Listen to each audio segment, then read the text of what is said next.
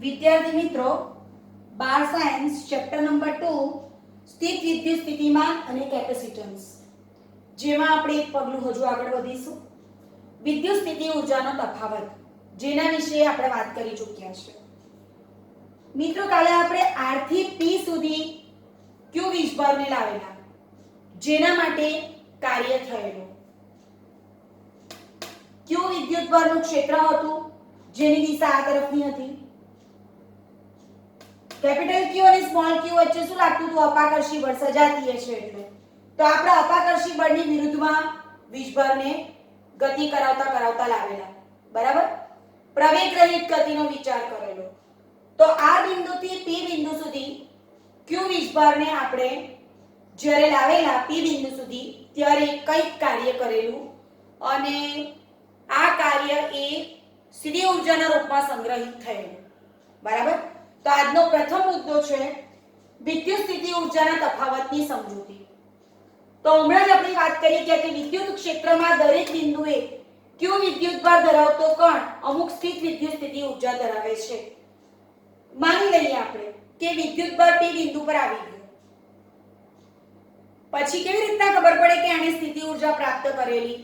તો P બિંદુ પાસેથી વિદ્યુતભારને છોડી મૂકો, તો એ પાછો અનંત અંતરે ચાલી જશે. એને કઈ મેળવ્યું છે જે અન્ય ઊર્જામાં રૂપાંતરિત થાય છે. એટલે સૌપ્રથમ તો દૂર રહેલા કણને આપણે ક્ષેત્રની વિરુદ્ધમાં બળ આપીને ગતિ કરાવીને P બિંદુ સુધી લાવીએ છીએ અને ત્યાર પછી જ્યારે વિદ્યુત સ્થિતિ ઊર્જા મેળવે છે ત્યારે પછી એને છોડી મૂકી અને એનું ગતિ ઊર્જામાં રૂપાંતરણનો અભ્યાસ કરીએ છીએ, બરાબર છે? અને આપણે ચર્ચા કરી ગયા છે કે ગતિ ઊર્જા અને સ્થિતિ ઊર્જાનો સરવાળો હંમેશા અચળ છે. ટૂંકમાં અહીં એક વાત નક્કી છે કે આપણે જો આ બિંદુથી P સુધી Q વીજભાર, સ્મોલ q વીજભારને લાવીશું તો કંઈક કાર્ય થશે અને આ કાર્ય એ સ્થિતિ ઊર્જાના રૂપમાં સંગ્રહિત થાય છે. આ કાર્ય એટલે બાહ્ય બળ વડે થતું કાર્ય. તો R થી P સુધી Q વિદ્યુતભારને ગતિ કરાવતા કરવું પડતું કાર્ય તેની R અને P પાસેની સ્થિતિ ઊર્જાનો તફાવત જેટલું હોય છે. ડેલ્ટા U UP - UR, માટે ડેલ્ટા U WRP, બરાબર છે? બાહ્ય બળ વડે થતું કાર્ય. હવે સ્થિતિ ઊર્જાના તફાવતના કેટલાક મુદ્દા નોંધી લઈએ. સૌપ્રથમ તો સંરક્ષી બળ. મિત્રો, આપણે આ બિંદુથી કે અનંત અંતરેથી Q વિદ્યુતભારને કે એકમ વીજભારને ગમે તે રસ્તા પર ગતિ કરાવીને બીજા કોઈ બિંદુ પર લઈ જઈએ ને તો પણ થતું કાર્ય હંમેશા સમાન જ હોય છે. એટલે કે માની લઈએ આપણે કે આ ગતિમાર્ગ આપણો આવો છે કે પછી આ ટાઈપનો છે. ગમે તે વીજભાર, તમે વીજભારને ગમે તે માર્ગે ગતિ કરાવો, 4 રસ્તા પસંદ કરો, 5 રસ્તા પસંદ કરો, ગમે તેટલી પસંદગીના રસ્તા લે, પણ થતું કાર્ય સમાન જ રહેશે, બરાબર? તો આપણે એની એક્ઝેક્ટ ડેફિનેશન જોઈએ. એકમ વીજભારને કે Q વીજભારને કે એકમ ધન વિદ્યુતભારને વિદ્યુત ક્ષેત્રમાં એક બિંદુથી બીજા બિંદુ સુધી ગતિ કરાવતા કરવું પડતું કાર્ય એ તે માટે લીધેલા ગતિમાર્ગ પર આધારિત નથી, પરંતુ માત્ર પ્રારંભિક અને અંતિમ સ્થાન પર જ આધાર રાખે છે, બરાબર? આવી ખાસિયત ધરાવતું બળ એટલે સંરક્ષી બળ, કન્ઝર્વેટિવ ફોર્સિસ, અને આવી ખાસિયત ધરાવતું ક્ષેત્ર એટલે સંરક્ષિત ક્ષેત્ર, કન્ઝર્વેટિવ ફિલ્ડ, આપણે જાણીએ છીએ, બરાબર? હવે કોઈ પણ વિદ્યુતભાર માટે સ્થિતિ ઊર્જાનું નિરપેક્ષ મૂલ્ય અગત્યનું નથી, પણ સ્થિતિ ઊર્જાના ફેરફાર અગત્યના છે. એટલે મિત્રો એવું કહેવા માંગે છે કે UP કે UR અગત્યના નથી, પણ ડેલ્ટા U UP - UR અગત્યના છે. સેમ વે કાલે આપણે ચર્ચા કરી ગયેલા V W/Q પ્રમાણે જો ઊર્જાના મૂલ્ય અગત્યના ની ઊર્જાનો ફેરફાર અગત્યનો હોય તો વિદ્યુત સ્થિતિમાનનું મૂલ્ય પણ અગત્યનું નથી, વિદ્યુત સ્થિતિમાનના ફેરફાર અગત્યના છે, બરાબર? એટલે કે વિદ્યુત સ્થિતિ ઊર્જાનું નિરપેક્ષ મૂલ્ય અગત્યનું નથી, પણ એના ફેરફારો અગત્યના છે. આગળ જોઈએ. જો અનંત અંતરે એટલે કે ઇન્ફિનિટી ડિસ્ટન્સ રહેલા બિંદુએ સ્થિતિ ઊર્જા શૂન્ય લઈએ. આપણે 11માં અનંત અંતરે સ્થિતિ ઊર્જાનું યાદચ્છિક મૂલ્ય શૂન્ય લેતા, તો તેવી જ વાત છે. અને બંને બિંદુ આગળની સ્થિતિ ઊર્જામાં યાદચ્છિક અચળાંક આલ્ફા ઉમેરીએ તો જો અનંત અંતર એટલે UR ur is equal two 0. જો અનંત અંતરે રહેલા બિંદુએ વિદ્યુત સ્થિતિ ઊર્જા શૂન્ય લઈએ અને બંને બિંદુ આગળની સ્થિતિ ઊર્જામાં યાદચ્છિક અચળાંક આલ્ફાનો ઉમેરો કરીએ તો શું થાય તે આપણે જોઈએ. જોજો અહીંયા up plus alpha delta u છે ને minus ur plus alpha up plus alpha ઉમેર્યું minus ur plus alpha is equal to up minus ur. up plus alpha minus ur minus alpha બરાબર up minus ur. Alpha cancel. હમણાં આપણે ચર્ચા કરી ગયા કે અનંત અંતરે સ્થિતિ ઊર્જા શૂન્ય તો ur બરાબર 0. ur બરાબર 0 લઉં તો up is equal to up minus ur. એનો અર્થ કે wrp is equal to up અથવા r ને આપણે ઇન્ફિનિટી લઈએ તો w infinity p is equal to up. બરાબર. ટૂંકમાં એક મુદ્દો અહીંયા અગત્યનો છે કે તમે વીજભારને અનંત અંતરથી ગતિ કરાવતા લાવો અને એ જો બાહ્ય બળની અસર હેઠળ તંત્રમાં આવી ગયો ને તો એને વિદ્યુત સ્થિતિ ઊર્જા પ્રાપ્ત કરી છે. પણ એનું મૂલ્ય અગત્યનું નથી. પહેલા અને છેલ્લા બિંદુ પાસે જે સ્થિતિ ઊર્જાનો ફેરફાર છે તે અગત્યનું છે. આ વીજભાર જો એકમ હશે તો આપણે વિદ્યુત સ્થિતિમાનનો તફાવત વ્યાખ્યાયિત કરી શકીએ છીએ. બરાબર. હવે હમણાં જે ચર્ચા કરી ગયા તેના આધારે આપણે વિદ્યુત સ્થિતિમાનની વાત કરીશું. એટલે વિદ્યુત સ્થિતિમાનની વ્યાખ્યા અને પારિમાણિક સૂત્ર સમજેલા છે આપણે.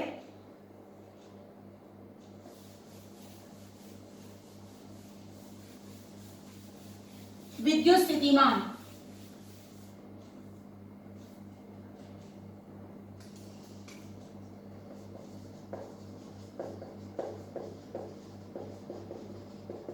જેને આપણે વિદ્યુત વિભવ પણ કહીશું પાછળથી. એને એસઆઈ એકમ એનું પારિમાણિક સૂત્ર વગેરે વગેરે જોઈશું. આવી એક સમજૂતી હું આપું છું.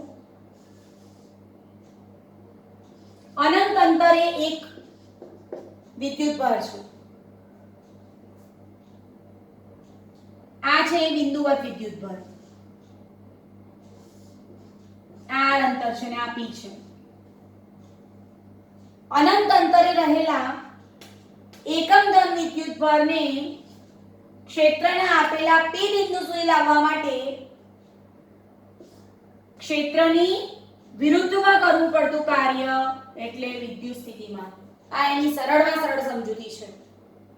w m1l2 t 2 q id પ્રમાણે a1 t1 m1l2 t 3 a 1 joule પર કુલમ અથવા વોલ્ટ. આ આપણે જાણીએ છીએ. પણ હમણાં જ આપણે ચર્ચા કરી ગયા કે જે પ્રમાણે સ્થિતિ ઊર્જાનું મૂલ્ય અગત્યનું નથી, એના ફેરફારો અગત્યના છે, તે પ્રમાણે વિદ્યુત સ્થિતિમાનનું મૂલ્ય પણ અગત્યનું નથી. વિદ્યુત સ્થિતિમાનના ફેરફારો અગત્યના છે. એટલે અહીં એક સુધારો કરીશું.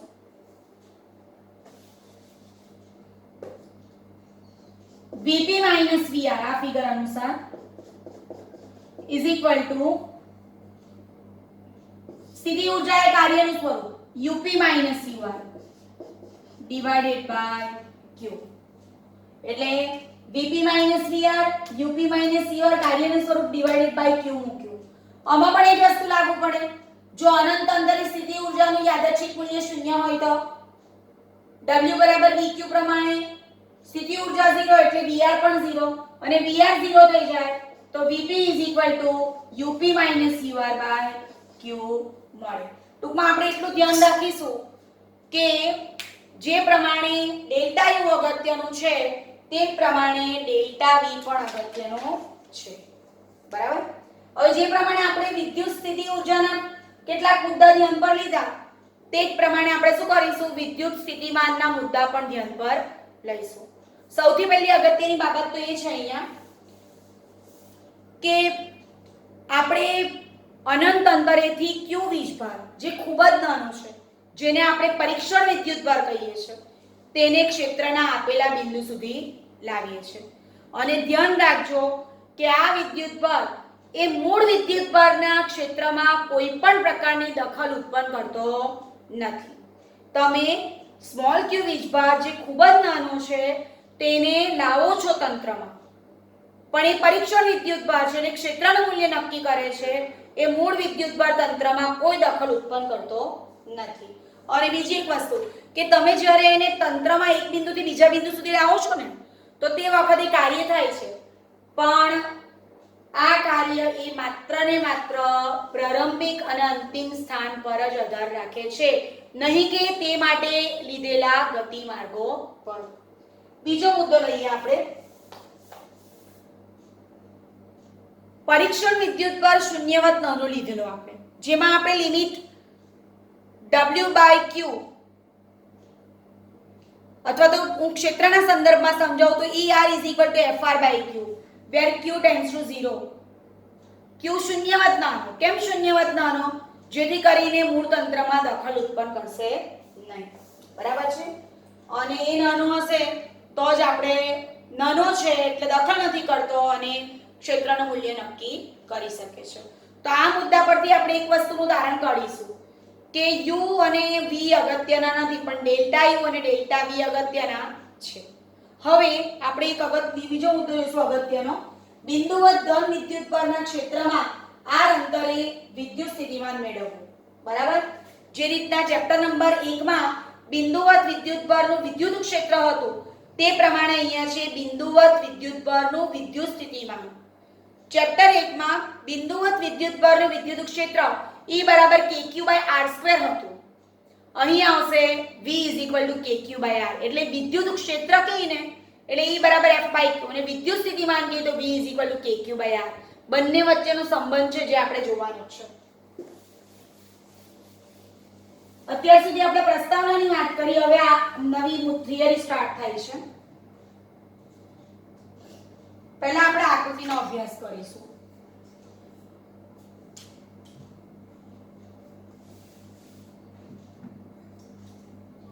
બિંદુવત ધન વિદ્યુત પરના વિદ્યુત ક્ષેત્રમાં R અંતરે વિદ્યુત સ્થિતિમાન મેળવવું. હું એનો જવાબ લખી જ દઉં છું એટલે આપણને તારવણીમાં સારું પડે. V = શું લખીશું? kq/r. આ આપણે તારવવાના છીએ. બિંદુવત ધન વિદ્યુત પરના ક્ષેત્રમાં R અંતરે વિદ્યુત સ્થિતિમાન મેળવવું. બરાબર છે? સૌથી પહેલા તો આપણી પાસે બિંદુવત ધન વીજભાર કેપિટલ Q છે જે O બિંદુ પર મૂકેલો છે. O ની સાપેક્ષે P નો સ્થાન સદિશ OP = R છે. આકૃતિમાં દર્શાવ્યા પ્રમાણે અનંત અંતરેથી P' પર રહેલા +1 કુલમ વિદ્યુત ભારને આપણે ધારો કે આપેલા તંત્રમાં લાવવું છે. બરાબર છે? હું P અને P' મારી મરજી પ્રમાણે લઈશ. એટલે તમારે સ્થાનાંતર કેટલું કરાવવું તો આપણે અત્યંત સૂક્ષ્મ સ્થાનાંતર લઈને ગણતરી કરીશું. એટલે આકૃતિમાં O બિંદુ પર કેપિટલ Q ધન વિદ્યુત ભાર મૂકેલો છે. ત્યાર પછી O ની સાપેક્ષે બિંદુ P નો સ્થાન સદિશ OP = R છે. ત્યાર પછી અનંત અંતરે કોઈ વીજભાર છે જેને આપણે વિદ્યુત તંત્રમાં લાવવું છે. તો આકૃતિમાં દર્શાવ્યા પ્રમાણે P' પર રહેલા +1 કુલમ વિદ્યુત ભારને આપણે આકૃતિમાં દર્શાવ્યા પ્રમાણે સૂક્ષ્મ સ્થાનાંતર કરાવવું છે અને આ સૂક્ષ્મ સ્થાનાંતર કરાવીને પછી આપણે એને P બિંદુ પર પહોંચાડવું છે. બરાબર છે? હવે એના માટે આપણે સૌથી પહેલા વિદ્યુત બળના સમીકરણનો ઉપયોગ કરીશું. કુલમ્બનો નિયમ શું છે?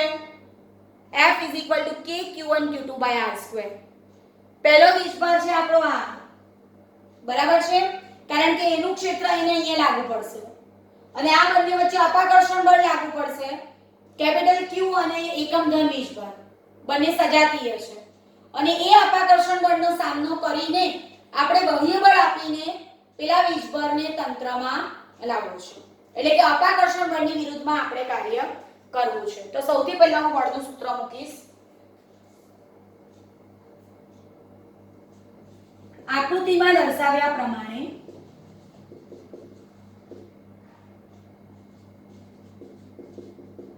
P' જેવા બિંદુએ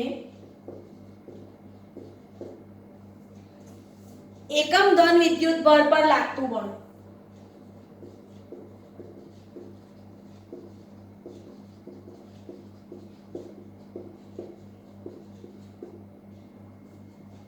પહેલા બેઝિક ઇક્વેશન મૂકીશું. એની દિશાનો એકમ સદિશ જે હતો તે આપણો ઓરિજિનલ મૂકું છું. હવે એના આધારે મૂકું છું.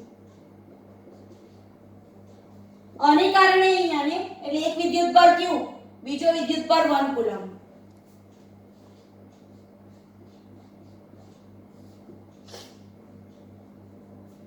બંને વચ્ચેનું અંતર r ડેશ અહીંયા જોઈ શકો છો તમે r ડેશ એટલે r dash square into r dash caret.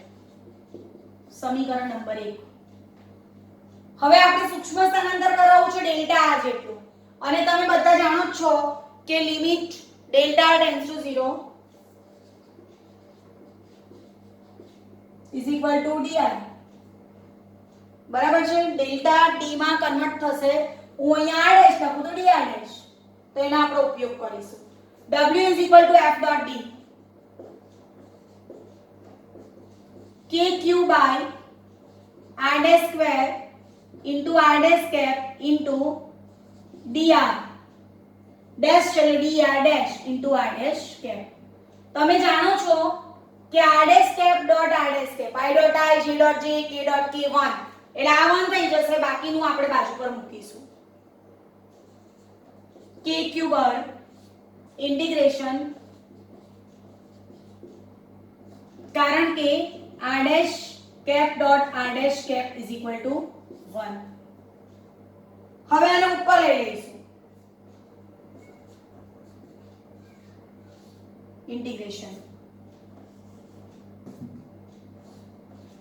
r dash raised to -2 dr dash ક્યાંથી ક્યાં લાવ્યા તો અનંત અંતરેથી આપણે ધારો કે લાવીએ 4 અંતરે કે પછી dr અંતરે. હું ધરી લઉં છું કે મારે અનંત અંતરથી r અંતરે p પર લાવવું છે એટલે ઇન્ફિનિટી ટુ r.